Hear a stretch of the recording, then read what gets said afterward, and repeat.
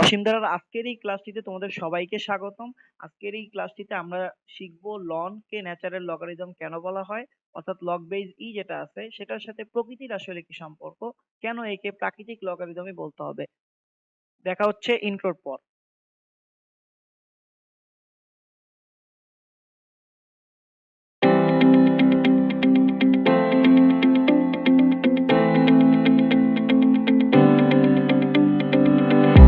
আগের ভিডিওতে যে জিনিসটা শিখেছিলাম সেটা হচ্ছে যে সূচকের সাথে লগারিদমের সম্পর্কটা কোথায়, সূচক এবং লগারিদম আসলে কি জিনিস। ঠিক সেইখানটাতে আমরা যেটা শিখতে পেরেছিলাম সেটা হচ্ছে যে 2^5 যদি 32 হয় তাহলে log 2 base of 32 হবে হচ্ছে 5। তাহলে লগ কি করে, লগ হচ্ছে পাওয়ারটাকে খুঁজে বের করে যে তোমার পাওয়ার কত ছিল, যে 2 এর পাওয়ার কত হলে সেটা 32 হবে, সেই জিনিসটা হচ্ছে লগ খুঁজে বের করতেছে। সেই জিনিসটা আমরা শিখছিলাম আগের ভিডিওটিতে। এবং শুধু তাই না, এই যে একটা এক্সপোনেনশিয়াল ফাংশন আছে যেটা হচ্ছে ডাবলিং করতেছে, একটা ডাবলিং মেশিনের মধ্যে, তো তোমার গ্রোথ হচ্ছে ডাবলিং হচ্ছে, তো এই এক্সপোনেনশিয়াল গ্রোথটাকে আমরা ব্যাখ্যা করছিলাম এবং এর সাথে আমরা অতীত, বর্তমান, ভবিষ্যৎ এই টাইমগুলোকে ইনক্লুড করছিলাম খুব সুন্দরভাবে। সেটা যদি আগের ভিডিওটা দেখতে চাও তাহলে উপরে একটা আই বাটন পাবা, সেই আই বাটনে ক্লিক করলে আগের ভিডিওটা চলে আসবে। আশা করি সেখান থেকে তোমরা আগের ভিডিওটা দেখে ফেলবা। তাহলে আজকে ক্লাসে চলে আসা যাক। আজকের ক্লাসটিতে আমরা শিখতে চাচ্ছি যে লনকে ন্যাচারাল লগারিদম বা প্রাকৃতিক লগারিদম কেন বলা হয়। তাহলে আগে চলে যেতে হবে ঠিক এই জায়গায়, লগ বেজ ই। এখানে ইটাকে দেখো আমি সার্কেল করে রাখছি, কেন রাখছি, কারণ এই ই এর মধ্যেই কোনো কাহিনী আছে। কারণ লগ বেস 10 কে তো কমন লগারিদম বলে বা সাধারণ লগারিদম বলে, এই ই থাকার কারণে একে প্রাকৃতিক লগারিদম বা নেপিয়ারের লগারিদম বলা হয়ে থাকে। তাহলে এই ই এর আরো নাম আছে, ই এর আরো কয়েকটা নাম হচ্ছে যে ইটাকে অয়লারের নাম্বার বলে, ই কে বলা হয় ম্যাজিক্যাল নাম্বার, ইরেশনাল নাম্বার, আর অনেক কিছু বলে। ই এর আসলে অনেক সুন্দর কয়েকটা গুণ আছে, সেগুলো নিয়ে হয়তো অন্য কোনো আলোচনা করব। আজকে আমরা এইটুকু দেখবো যে কেন একে আসলে ন্যাচারাল লগারিদম বলা হয়। তাহলে শুরু করা যাক। তো আমরা ধাপে ধাপে যাবো, এই জন্য সম্পূর্ণ ভিডিওটা দেখতে হবে, সম্পূর্ণ ভিডিও না দেখলে কিন্তু বুঝতে পারবো না। তো 2^x, এখানে এক্সটাকে আমরা টাইম যদি বিবেচনা করি তাহলে একটা জিনিস খেয়াল করো, এই যে এক্স টাইম, এগুলোকে এই টাইমটা, টাইম পিরিয়ডটা আমি মান্থ ধরে নিলাম। তাহলে এখানে 1 টাকা আছে, এখানে 2 টাকা, এখানে 4 টাকা। তাহলে শুরুতে তোমার কাছে ছিল 1 টাকা, 1 মাস পর সেই টাকা বৃদ্ধি হয়ে গেছে 2 টাকা, 2 মাস পর সেটা হয়েছে 4 টাকা, ওই চক্রবৃদ্ধি মুনাফার মতো। ঠিক আছে, যে 2 টাকা হয়েছে সেই 2 টাকায় আবার 4 টাকা হয়েছে। তাহলে কিভাবে এটা হইলো কিভাবে, আর আমি যেহেতু বলছি এই 0, 1, 2 এগুলো তোমার টাইম বাই এক্স পাওয়ারটা, তাহলে আমি কিন্তু এখানে খুব সুন্দর করে লিখতে পারি। কি লিখতে পারি খেয়াল করো, আমি লিখতে পারি 2^0, তাই তো। তাহলে খেয়াল করো 2^0 কত, 1। দেখো এখানে 1 টাকা আছে, আমি 1 টাকা যদি গণনা করি 2^0 1, তার মানে 1টা কয়েন আছে। আচ্ছা, এরপর আমি যদি বলি 2^1 তখন কি আসবে, তখন আসবে হচ্ছে এই 2টা কয়েন। এরপর আমি যদি বলি 2^2 বা 2 স্কয়ার তখন আসবে 4, 2 স্কয়ার মানে 4, তার মানে 3 মাস পরে হয়তো 8 টাকা। ওকে, তো এই জিনিসটা তোমরা হয়তো বুঝতে পারতেছো। তো মানে 2 এর পাওয়ার হিসেবে বাড়তেছে, তো এইটাকে আমরা অন্য আরেকভাবে রিপ্রেজেন্ট করতে চাইতেছি। ঠিক আছে, ওই চক্রবৃদ্ধি মুনাফার মতো। তো ওইটাকে যদি আমি রিপ্রেজেন্ট করতে চাই, দেখো প্রথমে যা ছিল, প্রথমে যে 1 ছিল সেই 1 এরই 100% বৃদ্ধি হয়ে সেটা যোগ হয়েছে, 1 এর 100% বৃদ্ধি হয়েছে। তার মানে এটাকে কিন্তু আমি এইভাবে লিখতে পারি, খেয়াল করো। আমি যদি বলি এই এই জিনিসটাকে যদি আমি লিখতে চাই যে আমি 2^1 লিখতে চাই, তাহলে এটাকে আমি কিভাবে লিখতে পারি, এটা কিন্তু আমি এইভাবে লিখতে পারি যে 1 প্লাস 100%। 100% মানে কিন্তু একই, আমি জাস্ট পার্সেন্ট দিয়ে লিখতেছি। তাহলে 1 প্লাস 100%, এবং উপরে পাওয়ার কত ছিল 1, তাহলে 1 প্লাস 100%, পাওয়ার যদি 1 হয় তাহলে সেটা হবে 2। আবার এটাকে কি লিখতে পারি তাহলে, 1 প্লাস 100% উপরে স্কয়ার। এই 1 প্লাস 100% স্কয়ার দিলে কিন্তু 4ই আসবে। তোমরা যদি ক্যালকুলেটর নিয়ে বসে থাকো, ক্যালকুলেটরে একটু ট্রাই করে দেখতে পারো। আর যদি চাও যে না যে আমি দেখাই দিব, তাহলে আমি এখানে কি দেখাই দিতেছি যে ক্যালকুলেটরে কিভাবে এটা আসে। যে 1 প্লাস, এরপর তুমি দিবা 100, এরপর তোমাকে পার্সেন্টেজ দিতে হবে, পার্সেন্টেজের জন্য শিফট, এরপর অ্যান্সার। তাহলে 1 প্লাস 100 100% বা 100%, এর উপর যদি আমি স্কয়ার দিই, আমি অবশ্যই কত পাওয়ার কথা, 4 পাওয়ার কথা। 2 এর স্কয়ার 4, দেখো কত আসছে, 4 আসছে। তার মানে ব্যাপারটা ঠিক আছে, একটু চেক করে নেওয়া হইলো। আচ্ছা, তাহলে আমরা আবার আগের জায়গায় চলে যাই। আমরা দেখলাম যে 1 প্লাস 100% টু দি পাওয়ার 1 এটা হয় 2, 1 প্লাস 100% 2 স্কয়ার এটা হয় 2 স্কয়ার। তাহলে 2 টু দি পাওয়ার x এর জন্য আমি যদি রাশিটা লিখতে চাই তাহলে কিভাবে লিখবো? আশা করি তোমরা সবাই এই জিনিসটা বুঝতে পারতেছো। তাহলে 2 টু দি পাওয়ার x এর জন্য যখন আমি লিখবো সেটা দেখতে হবে এরকম যে 1 প্লাস এরপর লিখবো কি 100%। আচ্ছা, আমি 100% লিখি। তাহলে আমি একও লিখতে পারতাম, তারপরে বারবার 100% লিখতেছি, একই কথা। 1 প্লাস 100%, এরপরে উপরে পাওয়ারটা কত হবে? পাওয়ার কিন্তু হবে এই x। আশা করি তোমরা এই জিনিসটা বুঝতে পারছো। উপরের পাওয়ারটা হবে x, এইটা হচ্ছে আমাদের, আমরা আপাতত ধরে নিলাম এটা আমাদের জন্য একটা সূত্র যেটাকে আমরা পরবর্তীতে কাজে লাগাবো। তাহলে এটাকে আমরা একটু বক্স করে ফেলি। আচ্ছা, এইটাকে আমরা একটা বক্স করে ফেললাম এবং এই পাশে যে জিনিসগুলো আছে সেগুলো আমি একটু মুছে দিতেছি, যেহেতু আমার এটা লাগতেছে না, তাই তো এটাই মুছে দেই। তোমরা আবার কেউ রাগ করো না যে ভাই মুছে দিতেছে কেন। এইটুকু মুছে দিলাম কারণ আমরা ফর্মুলাটা পেয়ে গেছি, প্যাটার্নটা মেনটেন করে যে এই 2 টু দি পাওয়ার x কে আমরা এইভাবে লিখতে পারি। আচ্ছা, তো ফর্মুলা পেয়ে যাওয়ার পর একটা জিনিস একটু খেয়াল করো, এই যে 2 টু দি পাওয়ার x যেটাকে তুমি log 2 বেস অফ 32 লিখতে পারো বা কমন লগারিদম দিয়ে লিখতে পারতেছো, এটাকে কিন্তু আমরা এই log বেস দিয়ে কিন্তু লিখতেছি না, নরমালটা দিয়ে লিখছি, যেটা হচ্ছে কমন লগারিদম, 10 বেস লগারিদম যেটাকে বলা হয়, এটা হচ্ছে 2 বেস লগারিদম। ওকে, আচ্ছা, তো আমরা যে জিনিসটা একটু খেয়াল করব সেটা হচ্ছে যে তোমার কাছে 1 টাকা ছিল, মাস শেষে হঠাৎ করে যে 2 টাকা হয়ে গেছে এরকম না, বা তোমার কাছে 2 টাকা ছিল মাস শেষে যে এই মাসের শেষ দিন গিয়েই যে তোমার 4 টাকা হয়েছে, ব্যাপারটা কিন্তু এরকম না। অর্থাৎ প্রকৃতিতে ব্যাপারগুলো কিন্তু এইভাবে ঘটে না।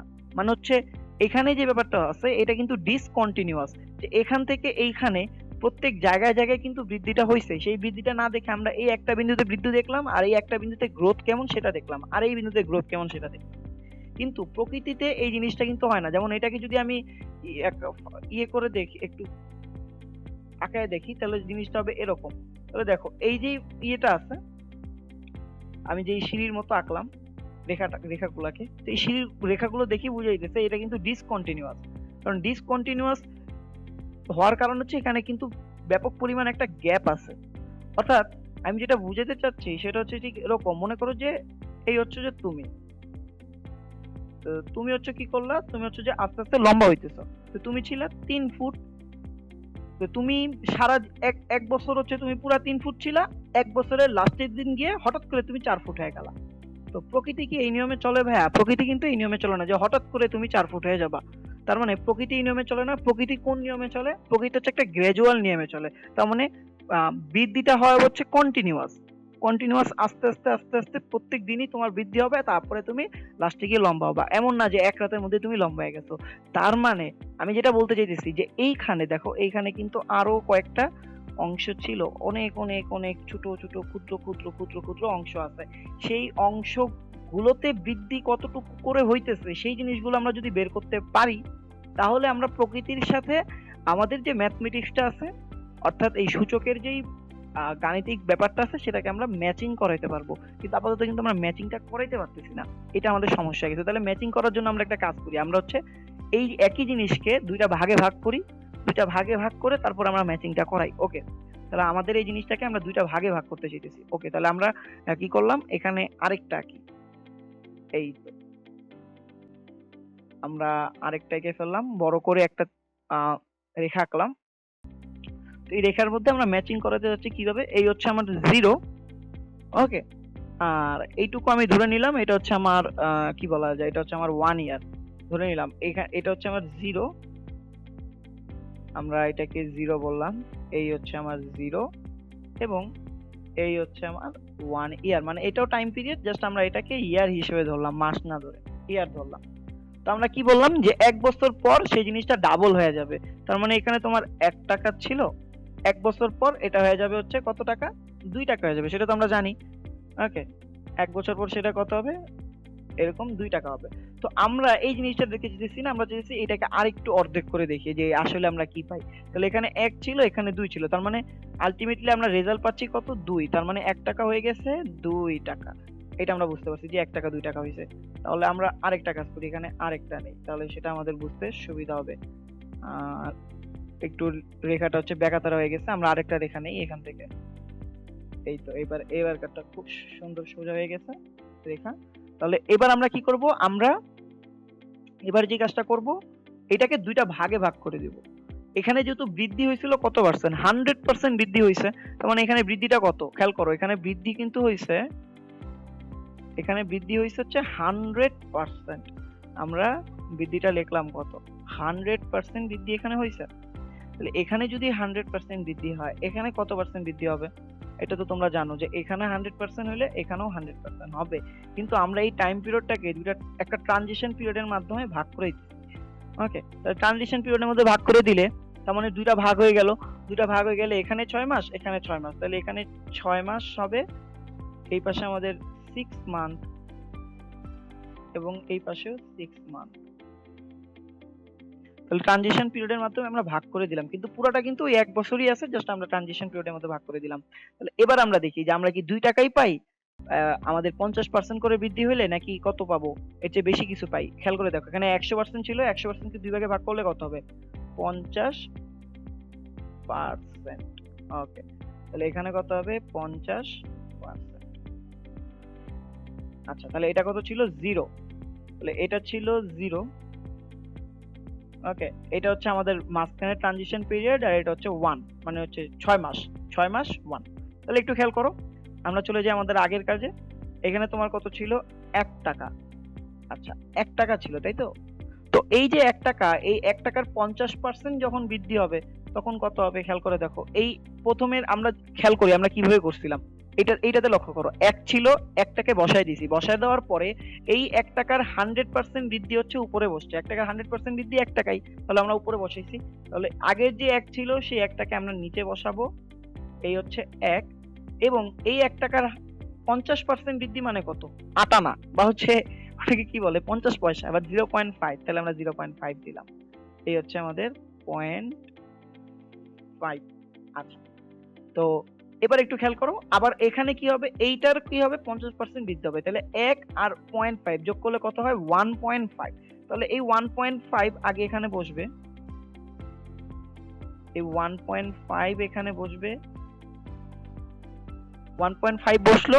আচ্ছা, ভালো কথা। এরপর কি হবে, এই যে 1টা আছে সেই 1 এর কি হবে, 50% এখানে বসবে। তাহলে 1 এর 50% কত, 1 এর 50% হচ্ছে 0.5, সেটা আমরা জানি।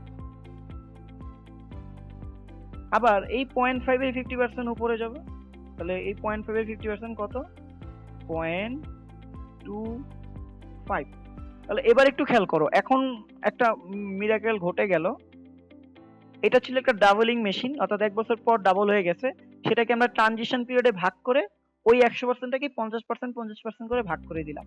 অর্থাৎ আমরা দেখতে চাইলাম যে আমরা যদি আরো ছোট করি বা আরো ছোট সময়ে কিভাবে এই পরিবর্তনটা হইতেছে, বৃদ্ধিটা কিরকম হইতেছে সেটা জানতে চাইলাম। তখন দেখো আমরা কিন্তু বৃদ্ধিটা বেশি পাইতেছি। কত বেশি পাইলাম দেখো, 1.5 আর 0.5 যোগ করলে হয় 2 আর 0.25, তার মানে আমরা নতুন করে পেলাম 2.25। তার মানে কিন্তু আমরা একটা জিনিস বেশি পাইছি, এই 0.25টা বেশি পেয়ে গেলাম। মজাদার জিনিস কিন্তু। আচ্ছা, 0.25 যদি আমরা বেশি পাই, খেয়াল করো, 0.25 যদি বেশি পাই, তাহলে এখন আমরা এই সূত্রটাকে আবার কিভাবে সাজাতে পারি, নতুন কোনো ফরম্যাটে লেখা যায় কিনা সূত্রটাকে, এই জিনিসটাকে। তাহলে খেয়াল করো, 100% ছিল, খেয়াল করো আমাদের এক্সটা কি ছিল, উপরে এক্স ছিল টাইম পিরিয়ড। ওকে, আর এই নিচে কিন্তু দেখো, নিচে কিন্তু একটা মনে মনে 1 আছে, কারণ আমরা কিন্তু 1 টাইম পিরিয়ড গণনা করছিলাম, কিন্তু এখানে কিন্তু আমরা টাইম পিরিয়ড নিছি হচ্ছে 2টা। কেন টাইম পিরিয়ড 2টা নিছি, মাঝখানে একটা ট্রানজিশন দিয়ে ভাগ করে ফেলছিলাম, একটা টাইমকেই 2টা ভাগে ভাগ করে ফেলছি, যার কারণে এই 50% হয়ে গেছে। তাহলে 100কে কত দিয়ে ভাগ করলে 50 হবে, 2 দিয়ে। তাহলে এইটাকে আমরা কিভাবে সাজাতে পারি, এইটাকে কিন্তু এইভাবে সাজানো যায় যে 1 প্লাস, এবং আমরা সাজানোর পর দেখবো ক্যালকুলেটর ইউজ করে, তোমরা হাতে একটু ক্যালকুলেটর নিয়ে নিও। 1 প্লাস 100%, 2টা ভাগে ভাগ করছি 2, আর যেহেতু 2টা ভাগে ভাগ করার কারণে টাইম পিরিয়ডও 2টা হয়ে গেছে, তাহলে x এর মান আমরা ওই 2 নিয়ে নিলাম, বা এটাকে আমরা স্কোয়ার গণনা করতে পারি। তো এবার 1 plus 100% divided by 2, 100% divided by 2 এর হোল স্কোয়ার, তাহলে এটা যদি আমরা একটু খেয়াল করে দেখি কত আসে। ওকে, তো 1 plus 100% divided by 2, okay, 100% divided by 2, তো 1 প্লাস 100% ডিভাইডেড বাই 2 এর হোল স্কয়ার কত আসে খেয়াল করো তো, 9/4। আচ্ছা 9/4 মানে কত এসজিতে দেখি 2.25। আচ্ছা তার মানে আমাদের ফর্মকৃত যে সূত্রটা আছে সেটা কিন্তু ঠিক আছে, তাই তো? তোমরা দেখতে পারতেছো। তার মানে আমরা বুঝতে পারলাম আমাদের ফর্মকৃত এই সূত্রটা 1 প্লাস 100% ডিভাইডেড বাই 2 এর হোল স্কোয়ার, এটা কিন্তু ঠিক আছে। তাহলে আমি যদি এই জিনিসটাকে, আমি যদি প্রকৃতির নিয়মটাকে বুঝতে চাই যে প্রত্যেক সেকেন্ডে, প্রত্যেক মিলি সেকেন্ডে কিভাবে একটা গাছের পাতা কিভাবে বৃদ্ধি হয়, তুমি কিভাবে লম্বা হইতেছো, এই জিনিসগুলা তোমার একটা গাছের ডাল, সেই ডালগুলো ডালপালা কিভাবে প্রত্যেক সেকেন্ডে বৃদ্ধি পাইতেছে, সেই প্রকৃতির নিয়মটা যদি তুমি বুঝতে চাও যে বৃদ্ধি, এই যে এক্সপোনেনশিয়াল গ্রোথটা সেটা প্রকৃতিতে কিরকম, বাস্তবে কিরকম, সেটা বোঝার জন্য তোমার কিন্তু খুব ছোট ছোট ছোট ছোট টাইম পিরিয়ড বা তোমার যেই আমি যেই টাইম ইন্টারভ্যালটা নিছিলাম সেরকম কিন্তু নিতে হবে। তাহলে তার মানে জিনিসটা যদি এরকম হয়, খেয়াল করো আমি এইগুলো মুছে দিতেছি, আবার রাগ করো না যে এটা মুছে দিতেছে কেন ভাইয়া। তাহলে আমি এইগুলো মুছে দিতেছি একটু, হ্যাঁ, তাহলে আমি মুছে দিই এই জায়গাটুকু। আর লগের এই ব্যাপারটা বুঝতে পারছো, এইটাও মুছে দিলাম। ওকে, তাহলে এখন একটু খেয়াল করো যে আমি কি বললাম যে আমি যদি আরো ছোট ছোট সময়ে ভাগ করি, তার মানে যদি সময়টা কি n সংখ্যক সময় হয়, তার মানে খুব n n সংখ্যক সময় বলতে সেই nটা হচ্ছে infinity. Okay, n tends to infinity. যদি n ইনফিনিটির কাছাকাছি হয় মানে খুব বড়, ওকে, তাহলে কি হবে, n টেন্ডস টু যদি ইনফিনিটি হয় তাহলে আমরা খুব ছোট ছোট টুকরা পাবো। তখন আমি এই জিনিসটাকে কিন্তু এইভাবে লিখতে পারি যে 1 প্লাস, খেয়াল করো, 1 প্লাস, এই সূত্রটাকে আমি যদি আবার একটু বিস্তারিত জেনারেল আকারে লিখি তাহলে কিভাবে হবে, 1 plus 100% to the power n, sorry 100% divided by n to the power n, এরকম। ওকে, যেহেতু আমি যতগুলো ট্রানজ্যাকশনাল পয়েন্টে ভাঙবো ততগুলোই আমার সময় হবে, এজন্য n দুই জায়গায় সেম। এই জিনিসটা তো আশা করি বুঝতে পারছো। এখন একটা জিনিস খেয়াল করো, সেটা হচ্ছে যখন তোমার n এর মান কত ছিল, n এর মান 1 ছিল, তাই তো? তখন কিন্তু তুমি একটা জিনিস পাইছো। এরপরে n এর মান যখন তুমি কি করলা, 2 নিলা 100% ডিভাইডেড বাই 2 এবং n এর মানও 2, তখন কিন্তু তুমি কত পাইতেছো, তুমি পাইতেছো 2.25। তাহলে তোমার মনে প্রশ্ন আসতে পারে তাহলে এখানে আমি বড় মান বসায় দেখি, দেখি আস্তে আস্তে কই যায়। আচ্ছা 2 ছিল, তাহলে আমি এক কাজ করি, আমি 2 তো আমি দুইটা ভাগ করব না, আমি আমার যেই একটা 1 বছর সময় আছে এই 1 বছর সময়কে, কারণ দেখো আমি যদি বারবার ভাগ করি, এখানে যদি 50টা ভাগ করে এরকম 50 বার লিখতে যাই তাহলে কিন্তু আমার হাত ব্যথা হয়ে যাবে, তোমরাও ভিডিও দেখবা না, বলবা যে এত কষ্ট করে ভাগ করতেছে কেন, প্যাটার্ন অনুযায়ী একটা সূত্র বের করে নিলেই চলে। তাহলে প্যাটার্ন অনুযায়ী আমরা কিন্তু সূত্র বের করে নিছি, জাস্ট এখানে মানটা বসাবো। তাহলে n এর মান কত বসাবো, n এর মান ধরে নিই আমরা 50 বসাই, খেয়াল করে দেখি 50 বসালে কত আসে, যেহেতু আমাদের কাছে সূত্র আছে কোনো সমস্যা নাই, আমরা 50 বসালাম। এবার আমরা চলে যাব আমাদের ক্যালকুলেটরে, যে ক্যালকুলেটর আমাদের কত মান দিতেছে। তোমরাও কিন্তু দয়া করে ক্যালকুলেটরটা সাথে নিয়ে একটু বসো, দেখো কত আসে, ডেল 50। আসলে এইসব ব্যাপার নিয়ে অনেকে অনেক কনসার্ন থাকে না যে লনকে ন্যাচারাল লগারিদম বলা হয়, এটা জানি না আসলে কি লাভ, এটা জানি না লাভ নেই, খালি অঙ্ক টঙ্ক করলেই চলে। তো এরকম যদি হয় তাহলে ভিডিও না দেখলেও চলবে, এখান থেকে কেটে দাও, যতটুকু দেখছো দেখছো। আর যদি না মনে হয় যে না আমার এটা জানতে হবে, তাহলে ভিডিওটা মনোযোগ দিয়ে দেখতে থাকো। একটু পরে আশা করি শেষ হয়ে যাবে, ব্যাপারটা ক্লিয়ার হয়ে যাবে। তাহলে 1 plus 100% divided by 50 to the power 50 কত আসে, কই মান আসলো না কেন, 2.691। দেখছো মান কত বাড়ছে, 2 এর থেকে যখন 50 গেছি তখন কিন্তু দেখো 2.691 এ চলে গেছে। ব্যাপারটা বুঝতে পারতেছো কিনা? ওকে, 2 এর থেকে যখন আমরা 50 এ গেলাম মানটা 2.25 থেকে 2.6 এ চলে গেল, তাই না? তাহলে আমরা যদি এখানে এখন মানটা একটু লিখি তাহলে দেখো কত আসলো, 2.691। আচ্ছা, তো এটা কিন্তু আশা করি তোমরা বুঝতে পারতেছো। দেখো 2.691, তাহলে দেখো এই মান বাড়ার সাথে সাথে এই মানও কিন্তু বাড়তেছে, 2 ছিল 6 হয়ে গেছে কারণ এটা আমি বাড়াইছি। তাহলে তুমি যদি দেখো এই জিনিসটা যদি কমাও, তুমি দেখো তুমি নিলা মনে করো 8, তাহলে 8 নিলে কত হবে, নিশ্চয়ই 2.691 থেকে মানটা আরো কমে যাবে। কিন্তু আমরা কমাতে চাই না, আমরা বাড়াতে চাই। তারপরও আমরা জাস্ট একটু টেস্ট করে দেখি যে এইটা কমার সাথে সাথে আমার মানটাও কমে কিনা। ওকে, তো আমরা দেখি মানটা কমে কিনা। তাহলে আমরা চলে গেলাম আমাদের ইয়েতে, ক্যালকুলেটরে। তো ক্যালকুলেটরে আমরা কত দিতে চাচ্ছি, 8, তাহলে 8 দিয়ে দিলাম এই পাশে, এবং এখানেও আমরা দিয়ে দিলাম 8। এবার দেখি তো কত আসে। এবার আসে হচ্ছে 2.565। দেখছো মান কিন্তু কমে গেছে। তার মানে এটা কমার সাথে সাথে এইটাও কমে 2.565। তাহলে আমরা এখানে লিখে দেই 2.565। আচ্ছা, তো 2.565 পেয়ে গেলাম। আসলে ব্যাপারটা কি হইতেছে, এবার আমরা একটু বড় মান নিয়ে দেখি, কারণ আমরা চাইতেছি প্রকৃতির ব্যাপারটাকে বুঝতে। আচ্ছা, আমরা 365 দিনে 1 বছর, তো তাহলে আমরা 365 নিয়েই দেখি মান কত আসে। 365 নিয়ে দেখি মান কত আসে। যে 365 1 বছর পর হয়তো আমার 1 টাকা 2 টাকা হয়, বৃদ্ধিটা এরকম হয়, কিন্তু আমি যদি প্রত্যেক দিনে কতটুকু করে বৃদ্ধি হইতেছে, প্রত্যেক দিনে যদি বৃদ্ধি হয়, তাহলে আসলে আমি রেজাল্টটা কিরকম পাবো, গ্রোথটা কিরকম পাবো সেটা জানতে। তাহলে 365 দিয়ে আমি কাজটা সারতে চাইতেছি। তাহলে আমি চলে যাই আমাদের ক্যালকুলেটরে। ক্যালকুলেটরে আমরা দিব হচ্ছে, সরি, 365 কত, 365। তাহলে আমরা দিয়ে দিলাম 365। 365 আমরা দিচ্ছি, নিচেও আমরা 365 দিয়ে দিই। ক্যালকুলেটর এমন করতেছে কেন? আচ্ছা, 365 তো এই দিয়ে দিলাম। খেয়াল করে দেখো তো মানটা কই যায়, 2.714। দেখো তো কোনো কিছুর সাথে মিল পাইতেছো কিনা কোনো। তোমার এর মানটা মনে আছে কিনা একটু খেয়াল করে দেখো তো, এর মানটা মনে আছে কিনা। দেখো তুমি কি পেলা, 2.714। এই টাইপের কিছু মান পাইছো। তাহলে 2.714 এর মানটা একটু খেয়াল করো তো, 2.71828, 2.714। ব্যাপারটা বুঝতে পারতেছো কিনা? অর্থাৎ তুমি যত ইনফিনিটির কাছাকাছি যাবা, ইনফিনিটি কোনো নাম্বার না, ইনফিনিটি একটা কনসেপ্ট, অর্থাৎ তুমি যত দূর পর্যন্ত যেতে পারতেছো অনেক বড় নাম্বারের কাছাকাছি, তত কিন্তু এই নাম্বারটা কিন্তু এই 2.71828 এই এর কাছাকাছি যাইতেছে। তার মানে n টেন্ডস টু ইনফিনিটি যখন হয়, তখন কিন্তু এই জিনিসটার মান বা সীমাস্ত মান কিন্তু এর কাছাকাছি যাইতেছে। যারা ছোট ক্লাসে আসো বা এসএসসি দিছো বা ক্লাস 8 আসো, তারা এই n tends to infinity infinity বোঝা লাগবে না।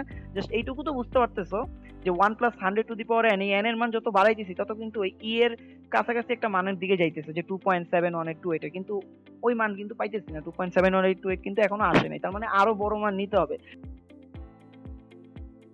তো আমরা এখন আরো বড় মান নিয়ে ট্রাই করব, দেখব যে আমরা এই 2.71828 এর কাছাকাছি মানটা পাই কিনা।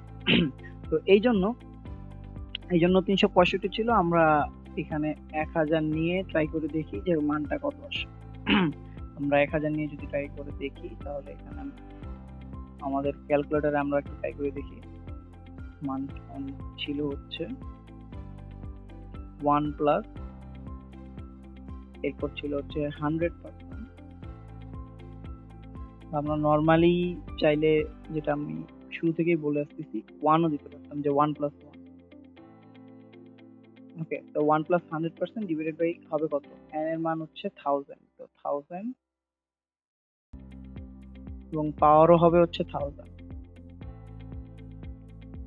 তাহলে আমরা যে মানটা পাই সেটা হচ্ছে ঠিক এরকম 2.716। 2.716 খেয়াল করো, 2.718, তো 2.718 এর কাছাকাছি যাচ্ছে 2.716। এখন আমরা চাচ্ছি যে আরো বড় মান নিতে। আরো বড় মান যদি নেই, তার মানে এখানে আরো একটা জিরো আমরা অ্যাড করলাম, 10,000। তো 10,000 এর জন্য যদি আমরা করি, তখন আমরা কি পাই সেটা একটু আমরা খেয়াল করি। 10,000 এর জন্য যখন করব, এখানে একটা জিরো,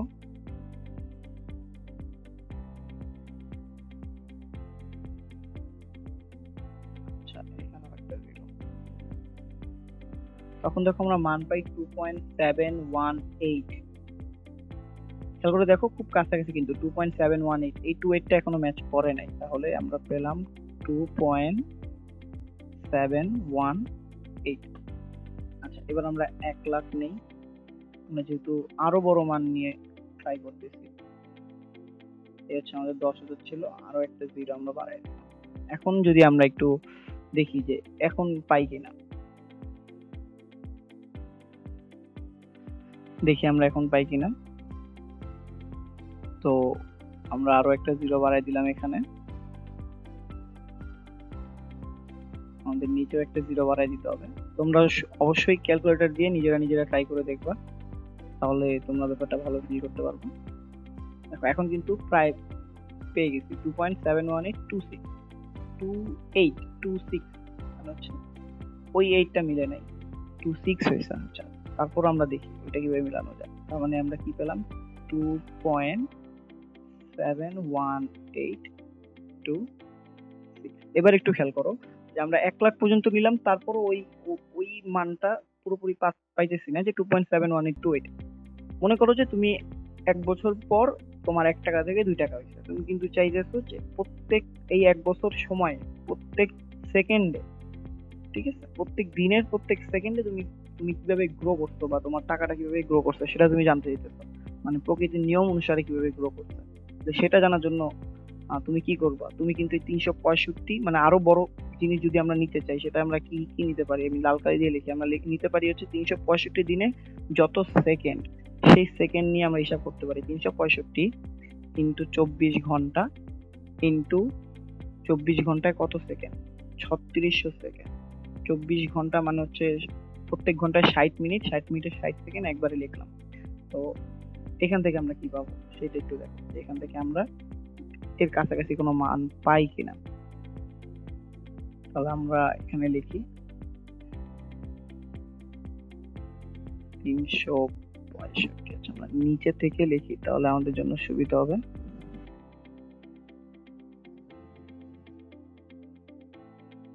365 ইন্টু 24 ইন্টু 3600। আচ্ছা তো এখানেও আছে 365 ইন্টু 24 ইন্টু 3600। এবার দেখো মানটা কত আসে, 2.71828, 2.71828। এবার কিন্তু মানটা প্রায় মিলে গেছে, দেখো 2.71828। এবার আমরা পেয়ে গেছি 2.71828, আমাদের কাঙ্ক্ষিত মান। তার মানে ব্যাপারটা কি হলো, ব্যাপারটা ছিল তাহলে কি হচ্ছে, সে একটা ম্যাজিক্যাল নাম্বার, যে নাম্বারের মাধ্যমে তুমি আসলে প্রকৃতির জিনিসগুলো কিভাবে বৃদ্ধি পাইতেছে, কিভাবে গ্রোথ হইতেছে, সেই গ্রোথ রেটটা প্রকাশ করে হচ্ছে এই ই। এবং যেহেতু লগ বেজ ই লন, এই জন্য এই লনটাকে বলা হয় ন্যাচারাল লগারিদম। আশা করি উত্তরটা পেয়ে গেছো। তো তোমরা সবাই কমেন্ট করবা এবং ভিডিওটিতে লাইক করবা যদি ভিডিওটা ভালো লেগে থাকে, ভিডিও থেকে কিছু শিখতে পারো, এবং অবশ্যই সাবস্ক্রাইব করবে এবং তোমার বন্ধুদের মাঝে ভিডিওটা শেয়ার করে দিবা। দেখা হবে পরের পর্বে এবং সবাই নিজ নিজ বাসায় সেফ থাকবা। আল্লাহ হাফেজ।